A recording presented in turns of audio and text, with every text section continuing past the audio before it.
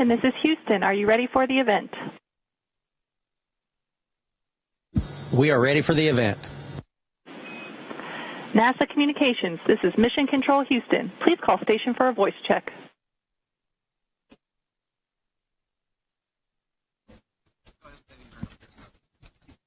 Station, this is Chelsea Bayarte with NASA Communications. How do you hear me? Well, hello, Chelsea. We have you loud and clear. How us? Butch, that's awesome. I hear you loud and clear as well. Thank you both so much for taking the time. We have a lot of people on the phone who are very excited to talk to you, so let's jump right in. Butch and Suni, I'll toss it back to you first so you can kick us off with some brief opening remarks. Yeah, we appreciate that, Chelsea. So, yeah, it's been quite an evolution over the last 3 months. We've been involved from the beginning through all the processes of assessing our spacecraft, Calypso, and it was trying at times. There were some tough times all the way through. You certainly, as the commander and the PLT of your spacecraft, you don't want to see it go off without you, but that's where we wound up. And through all the process, most of the news we heard, as we would hear things over the news waves and the different means that we have to get information up here, that 80% of the time you'd hear Suni and Butch, Butch and Suni, Suni and Butch, Butch and Suni. And I just want everybody to know how much we appreciate that. The concern for us specifically is very heartwarming and, like I said, much appreciated. Every time I talk to someone that, hey, that we're praying for you. There's prayers coming up for me and Suni both. Street signs, people we don't even know across the nation. Suni and Butch, we're praying for you. Come on back. All those things. And I can tell you, it really goes a long way. And we so much appreciate it. And even the opportunity to share a couple of thoughts now. I'm not sure how much we can share that you don't already know. But I know you've got some questions prepared, and we're ready to answer as best we can. All right. Thanks so much, Butch. Let's begin the Q&A. Media on the phone, if you'd like to ask our NASA astronauts a question, please press *1 on your phone to enter our question queue. We have several people dialed in today, and I want to get to as many of you as I can, so please try to ask just one question. But we'll begin now with Gina Sinceri with ABC News. Good afternoon. So you're on an extended mission. You've done these before, but what are the ups and downs for you as you look forward to the rest of the mission? Well, Suni Williams has just been named the commander of the space station. She'll take over in a couple of weeks. I'm going to let her start off with answering that question. So I think, what we look forward to is being here and being part of the crew that's here. We've been part of Expedition 71. They're a great bunch of people, and we've tried to just jump in and do whatever we can. We're waiting for Nick and Alex to get up here as part of Expedition 72 once we hand over. We just got Don Pettit and Alexei and Yvonne here, so I mean, we're here with our friends. I think that's really a key part of being on the International Space Station and actually just doing the work. So that's, I think the up part is we're here with our friends. We've got a ride home. And, we're looking forward to the next couple months and doing a lot of stuff for the International Space Station. We'll go now to Marcia Dunn with the Associated Press. Butch and Suni, when you launched, you figured you'd be back home in Houston to vote on Election Day. Have you requested your absentee ballots yet so you can vote from space? If you could elaborate on this, and what else are you missing on a personal note?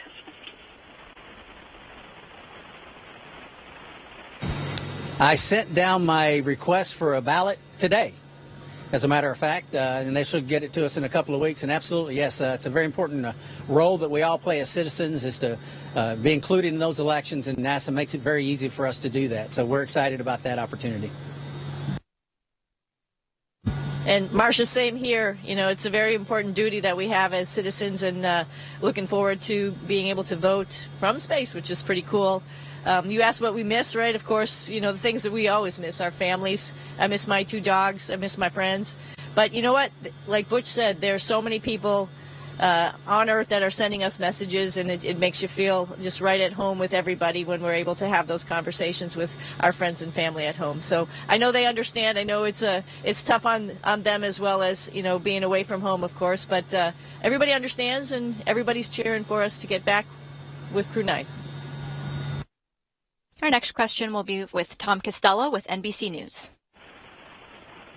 Hi, Butch and Suni. Nice to see you both. Butch, I can't believe how fast your hair has grown in the few months you've been up there on station. Can I ask you this question? I'm just wondering, recognizing that you're both team players and veteran NASA astronauts, do you feel let down by Boeing and Starliner and the fact that this is clearly not something you planned for your life?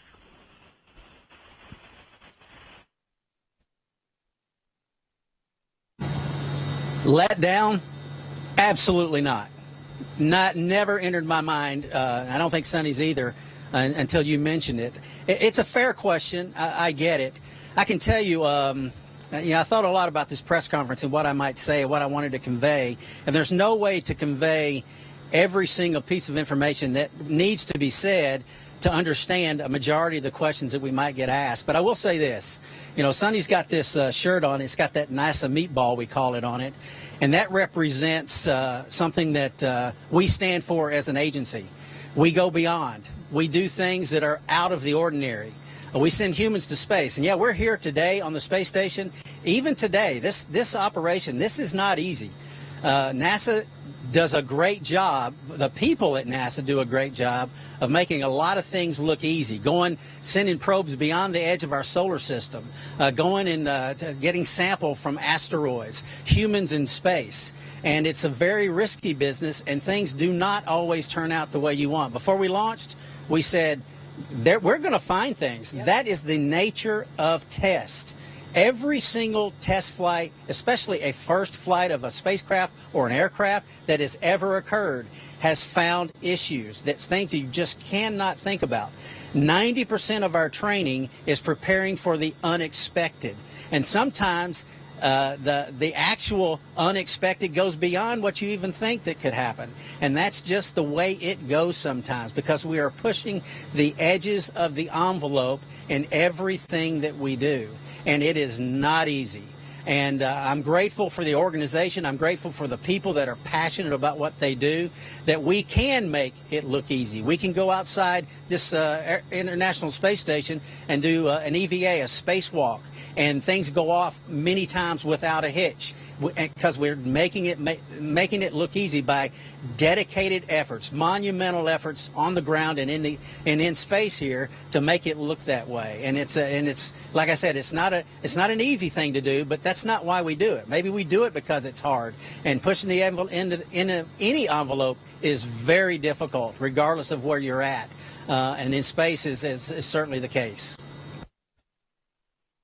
I'll take our next question now from Stephen Clark with Ars Technica.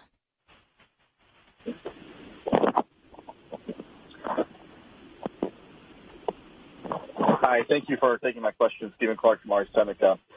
Butch, you mentioned this in your introduction for a moment, but both of you are veterans of the Navy captains. I just wanted to hear your thoughts from each of you on seeing your ship leave without you. What was that like, and were you staying up late to watch the landing the other day?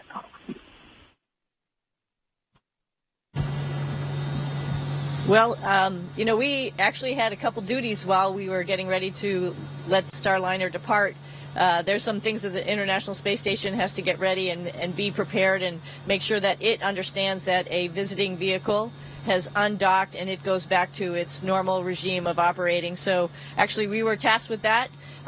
We were up in the cupola and we were watching our spaceship fly away at that point in time. So I think it was good. We had some extra activities. Of course, we're very knowledgeable about Starliner, so it was obvious, what was happening at each moment. We were talking to our control team, people, friends of ours that we know how much time and effort that they have put into this spacecraft, the excellent and precision activities that they're doing down on the ground. It was nice to have that, one-on-one conversation over the space to ground as Starliner was leaving, just knowing that she was in their hands and they were going to do the best that they could to get her back home. Other thoughts about seeing it leave, like you mentioned, we're both Navy. We've both been on deployments. We're not surprised when deployments gets changed. I mean, our families our families are used to that as well. So that's not a humongous surprise. I think, like Butch said, this is test. I think before we even flew, we had an interview with a lot of you and mentioned the same thing, that a test flight means that we're probably going to find some stuff. We've done as much as we can to look at the envelope that we're going to operate in, but this is the first time that we've had humans in space in Starliner, and we did find stuff, and we made the right decisions, and we're here, and that's how things go in this business. Like Butch said, it's risky, and that's how it goes in the business. We'll go to Joey Roulette with Reuters. Hey, thank you. For both of you, you both have had, for the past few years, you've played a very kind of intimate role in Starliner's development, which, of course, has not been easy for Boeing for a number of reasons. And I know failures is common in spacecraft testing, but looking back, what could Boeing have done differently in Starliner's development?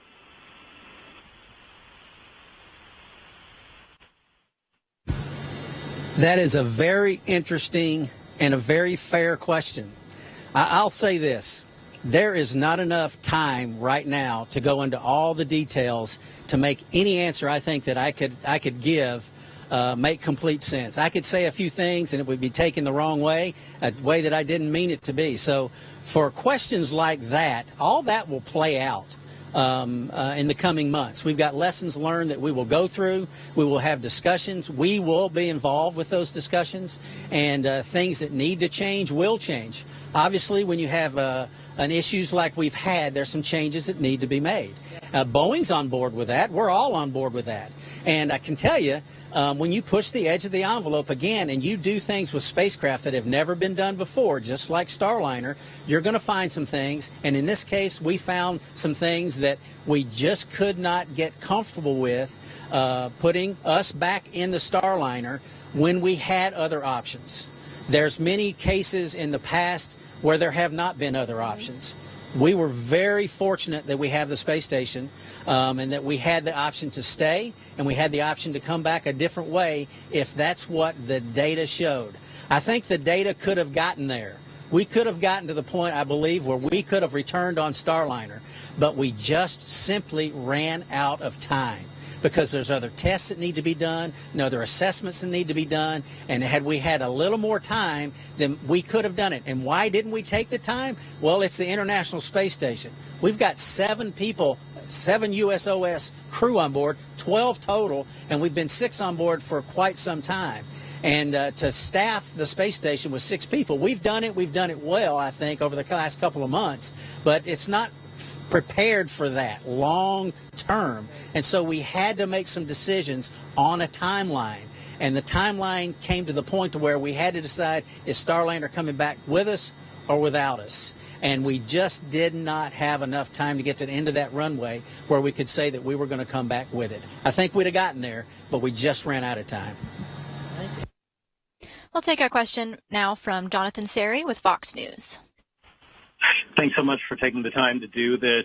Butch, you mentioned at the beginning of this news conference you appreciated all the prayers. You've been very forthcoming about your faith throughout this mission. I'm wondering how your faith has helped you throughout this mission and whether there are any ways in which this mission has informed or influenced your faith.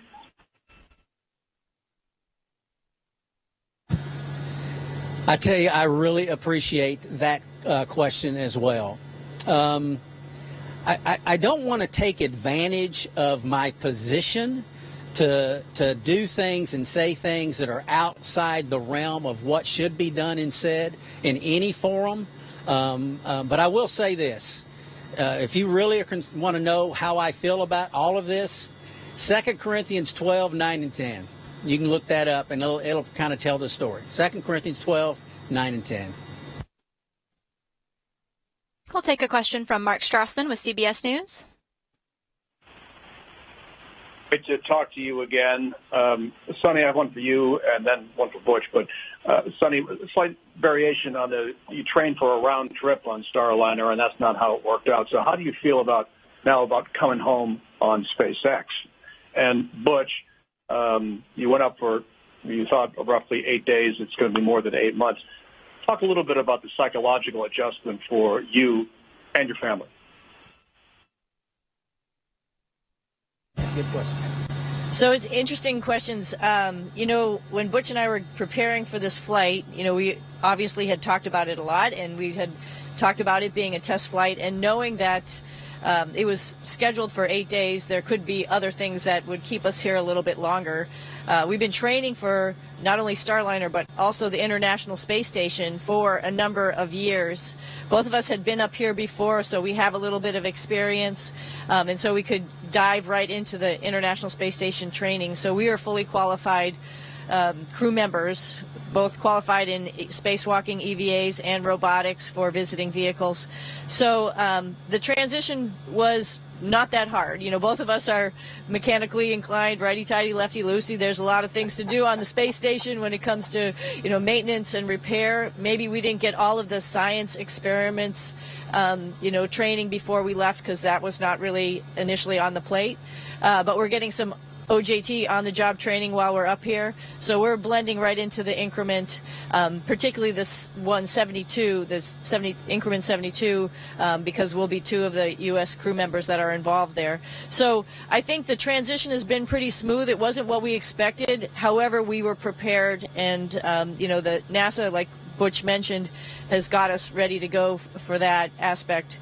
So flying home on SpaceX on the Dragon, there's been a Dragon here the whole time we've been here, of course, with Crew 8 that came up on the Dragon. So we've had the opportunity to go in the spacecraft, look at it, and work with our other crew members to get it ready to be our, emergency escape vehicle if we have to use it. And then, of course, we're getting some training on the Crew 9 vehicle as it comes up.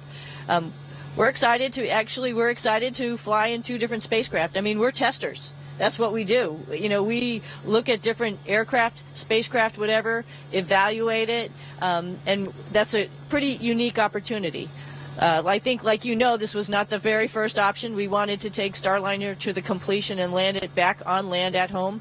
But, you have to turn the page and look at the next opportunity and, do good for the agency and the country. And we'll come back with some evaluations of both spacecraft, and I think we're pretty fortunate for that. I think I remember your question. Sorry, I talked too much. No, it's good. It's good. Let me answer your question like this. So Suni wore a NASA shirt to represent NASA and who we are with, right? I wore my Naval Aviator Pilot Astronaut Wings shirt. That's both of us. I'm NASA, she's Navy Pilot Astronaut Wings as well. These wings represent honor, courage, and commitment. NASA, our core values within the astronaut corps at Flight Operations Directorate, Johnson Space Center, we have core values that we stand by. And there's many of those. Many of those are biblical principles. I can sum it up in one word, and that's resiliency. We are tasked, and we learn, and we train to handle all types of situations. And this is not just at NASA. This is something Suni and I have done for an entire career. And this is something that, she doesn't have children, but she has some nieces and nephews, and I know she instills in them the same thing I instilled in my daughters, my wife and I, and that is to be resilient. You have to go with what the good Lord gives you, whatever that is, whatever is allowed, whatever comes by. And, I don't look back and say, woulda, shoulda, coulda. I look back and say, going forward, how can I fix? What can we do to make this better? And that's our mindset right now. I don't look back and say, oh my, this or that. I don't.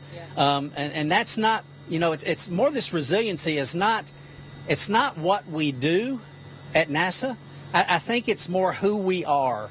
And we deal with all types of difficulties in all types of situations, and it builds a great deal of fortitude, and it builds a great deal of character, not just within NASA, but all of the contractors, because like I said earlier, this is not an easy business. So we go with it. 8 days, it was more than 8 days, but 8 days is a number that keeps getting said. It was going to be longer than that. But 8 days to 8 months or 9 months or 10 months, whatever it is, we're going to do the very best job we can do every single day, because that's what the folks that do this type of job have to do. You have to have that mindset, because it is not an easy business, like I said. Thank you both. We'll take our next question from Jeff Faust with Space News. Hey, good afternoon. We had heard in some earlier briefings from NASA officials that you were able on some occasions to call in from stations to some of the meetings they were having about Starliner.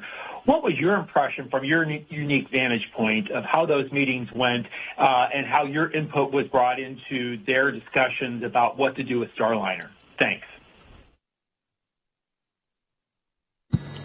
Thorough, all-encompassing, great character that we would hear in the room when there were disagreements, and there are. I mean, any kind of discussion like this, there's going to be disagreements. It was handled with the utmost compassion, which is good, passionate about their points, but with the utmost character, respecting each other and each other's opinion, going through it all. We did mostly listening and taking it all in, because we did have a say in how all this would turn out. Thankfully, our managers and our leaders allowed that we would be included, and they wanted us included, and for that we were of course grateful. Ultimately, like I said, though, the decision was made that was made. As soon as it was made, we're on board, right? And it doesn't matter if I agreed or disagreed. It doesn't matter. The decision that we are given is what we're going to march to. Again, like I said, because that's not what we do. That's who we are. Hey, Jeff, I might add just a couple things. I was really impressed. There were a lot of opinions. There was a lot of data coming in at different times, and a lot of people trying to digest that data and understand it and take it forward. I think it was really impressive for our leadership and our management to take the time and listen to everybody's opinion and really try to understand where all of that was going. That's really a benefit of this organization. We have a lot of people from many different backgrounds. You're seeing 2 Navy test pilots here, but we have scientists, we have engineers, we have doctors, the whole gamut for putting humans in space.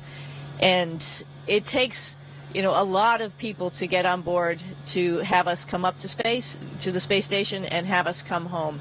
And all of those people have a say. They have a direct input.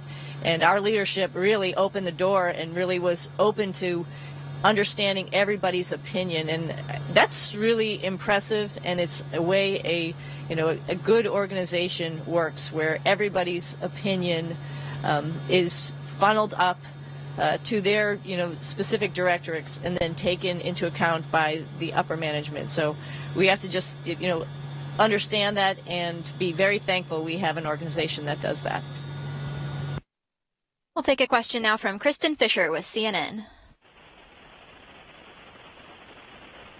Hi there, this is Kristen Fisher, and we are actually live on CNN right now. So I might ask a question that has already been asked before, but slightly differently, so bear with me. Butch and Suni, thank you so much for doing this. And I know you both have done long-duration missions before. You've trained for every contingency. But, NASA astronaut Frank Rubio, who was in a similar situation as the two of you, he said that he still had a few hard days as he kind of wrapped his head around going from a 6-month mission to a 12-month mission.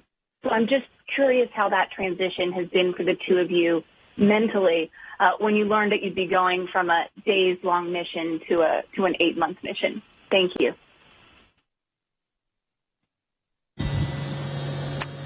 Well, like I said earlier, there's one thing that I try not to fret over. Maybe fret's the right word.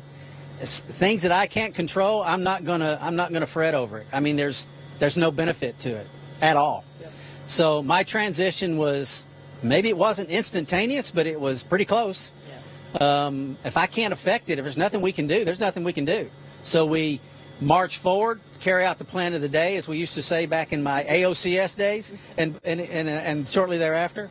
Aviation Officer Candidate School, by the way, that's what that means. And it was very short-lived, if at all, for me. Yeah. It's all. Yeah. Kristen, I just add two thoughts to that. For us, I think that's Butch hit the nail on the head. You sort of turn to and, just take on the next activity of the day. And, that's what we do. We're professionals. I think I have to say, though, in the back of my mind, there's folks on the ground who had some plans, right? Like, like my family. And so to spend some time with my mom. And I think I was fretting more about that, like the things that we had sort of all talked about and planned for this fall and this winter. And I think I was a little bit nervous, to be honest with you, to say, like, okay, I'm not coming home for it. But you know what? Like we both mentioned in the very beginning, everybody, is on board and is supporting us while we're up here. So I think that fret went away real quick, as well as the idea of, like, hey, we're here and we're going to be the best crewmates that we can be for our crewmates up here. That's great to hear, you guys. Our next question now will come from Lauren Grush with Bloomberg. Hi, Butch and Suni. Thank you so much for doing this. Earlier, you talked about watching Starliner go home. I'm just curious if you can go more into the emotions you were feeling when it ultimately returned safely. Was there any disappointment that you weren't on it?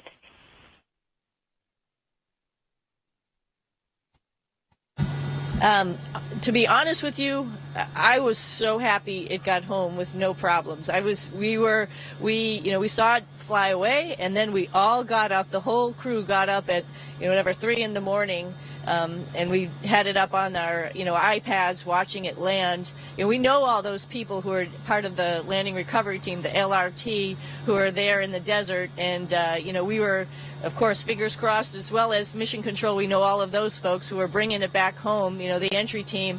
We could hear their voices. We could hear them communicating with each other. We got to see the video from some of our aircraft operating directorate folks who are out there doing IR video of the chutes opening.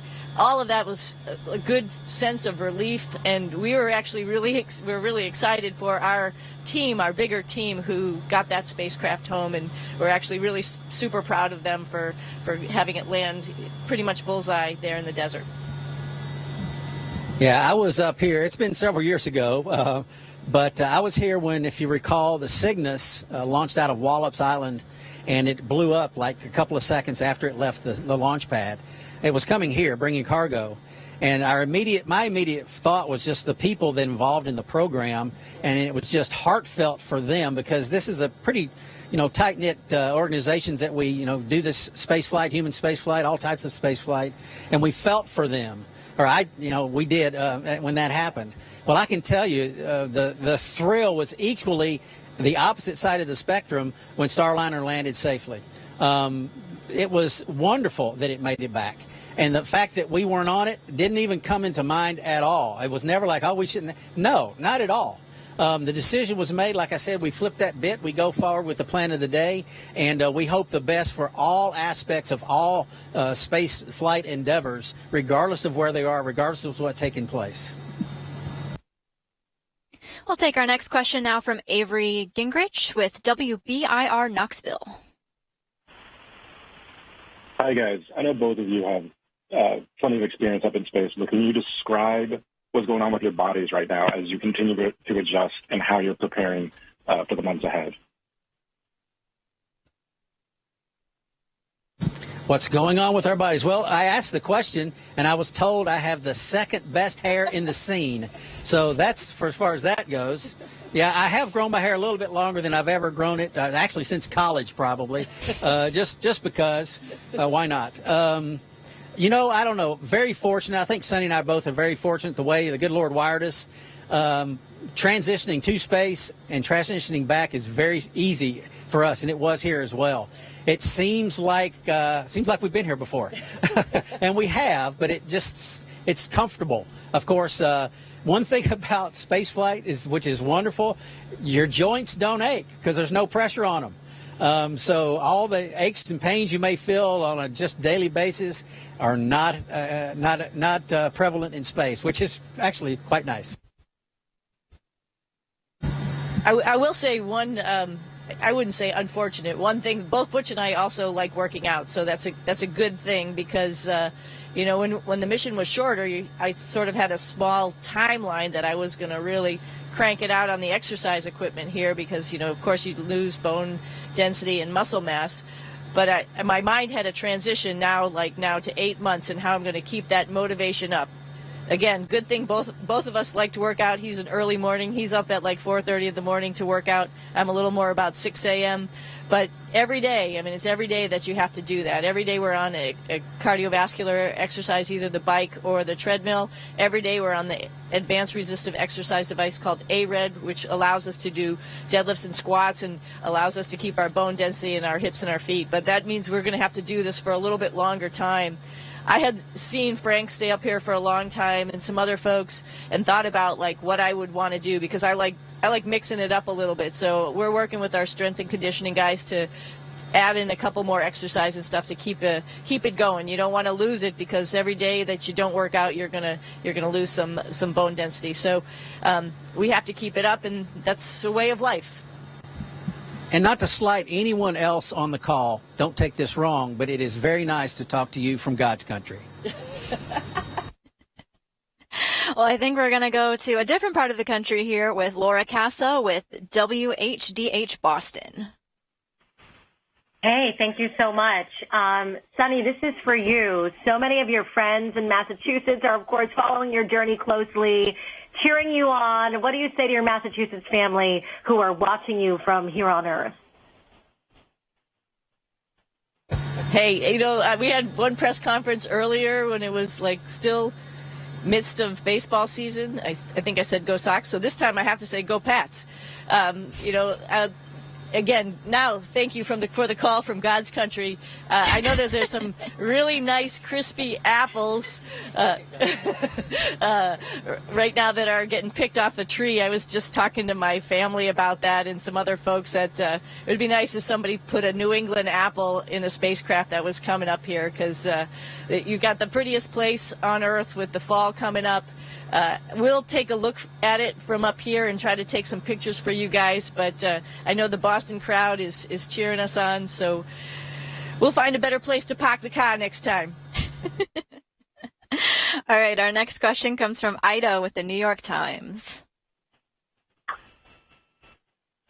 Hi, thank you so much for taking this question. The one thing that's been on my mind is that with the challenge of leaving family behind is one thing, but I wonder if there's like a silver lining for you with this like extended stay. And I'm not talking about all the great science you're going to do and the maintenance and all the work, but just this kind of home away from home. And I think maybe Suni, I heard your spouse say something about how this is like your happy place.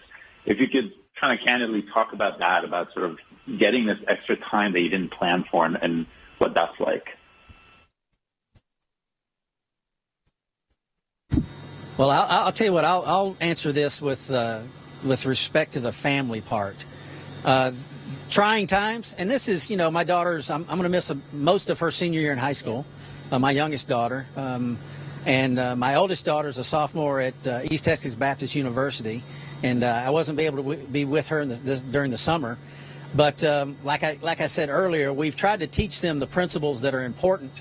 And let them understand that trials, however you judge what a trial might be, makes you stronger. And in that respect, I'm grateful. I'm grateful that, it's played out the way it has. We're here. We're safe. We're in a place that we're both familiar with and doing things that we actually enjoy doing. And but for them, it is different. And they're going to learn from this. And they're going to grow from this. And like they never could have in any other situation. And for that, I am grateful. Yeah, and I think you hit the nail on the head. My husband has said that. My mom has said it before, too. This is my happy place. I love being up here in space. It's just fun. Every day you do something that's work, quote unquote. You can do it upside down. You can do it sideways. So it adds a little different perspective. And about staying up here longer, one of the things I was sort of regretting about a short duration flight is I wasn't going to be able to share it with a lot of people. One of the things I like to do up here is sort of write like a little recap of the week and send it down to people so they can see what fun we're having and what kind of work we're doing up here, because it is so much different than being on Earth, and I think it opens up that door of making you think a little bit differently, just perspective. And I have that opportunity. I think I was on week 12 of writing a journal to send down to folks, and I'm really feel very fortunate about that, being able to send it to people and they can understand what we're doing up here and see that, we're living in a remote area, but we're doing world-class science as well as, living with other people, for the betterment of so much, and, being able to have a perspective out the window as well as a perspective upside down or sideways is something that I hope we can pass on to the rest of humanity. All right, our next question is with Aishwarya Kumar with ESPN. Hi, thank you guys so much for taking the time.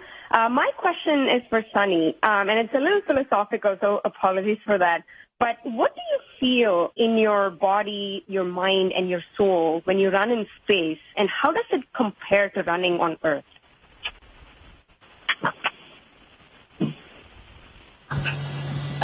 So interesting question. I was mentioning a lot of the physical activity that we do up here. It's a little harder, a little different, but fun at the same time. When I'm on Earth and I'm running or moving, there's a lot of things going on in your mind, but you can't get away from being on Earth. I love to take my dogs for a walk early in the morning, so you can, hear the birds singing and hear the day start here. That's really not the activity. It's sort of funny, though, that I just thinking about it, when I first got up here, I saw something fly by and I thought it was like a bug. But then I realized, we're up in space. That's not going to happen. So your mindset sort of changes. But then again, like I was just mentioning in the question beforehand, your perspective changes. And being able to be on the lifting device and looking right out the cupola window above you and seeing our planet go by, and then taking the moment to go and look in the window between sets, or just to have that moment to be quiet on the treadmill or whatever, it takes you to a different place, and it's very peaceful up here a lot of times.